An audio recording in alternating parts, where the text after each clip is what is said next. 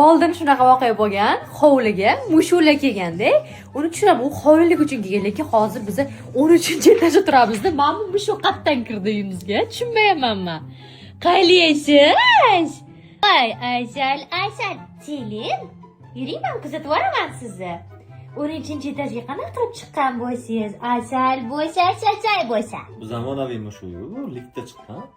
To'g'ri. Vali. Sen oldindan tayyorgarlik ko'rganmisan deyman-a, yuraychalik tarelkalar mushuga imindan. Sen postanovka qilding hozir menga, voy bilmayman, voy o'lmasam qayerdan kirdi deb. Ichida bilmayapti-ku, harf qilyapman-ku, deb o'tiribsanmi qaldan deb. Yo'q, unaqa emas. Dadasi bo'lib qo'ysan. Men qiziqyapman, dadasi qayerdan chiqdi bu? O'ng qo'lingda ye. Shuni o'tiruvdik, nimadir vup etib o'tib ketdi oyoq tagidan. Hozir baqirib yuborsam dedim. Hozir travma olib kelganlar dedim, qo'rqib ketarlar. Baqirsam dadasi bitta gap aytaman, qo'rqib ketmaysan. Nima bo'ldi Shahlo? Gapir. Nima bo'ldi Shahlo deb battar qo'rqib qoldilar.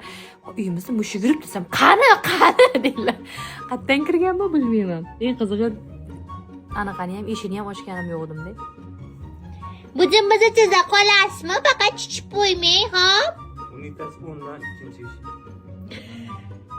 Mehmon bu shu begona uyga kirar ekanda to'g'ri yigirib o'tirib olar ekan. Ovqat berishdi-yu menga. Hey, qoning to'ygan bo'lsa, bor chiqib ket, saboy qilib beramiz ovqatingni. Mushuklar og'riqlarini o'ziga oladi deyshadi. Men trammani tuzatib berki, bir haftalik putyovka yozib beraman, uyimizda qolasan. Hamma yo'q VIP.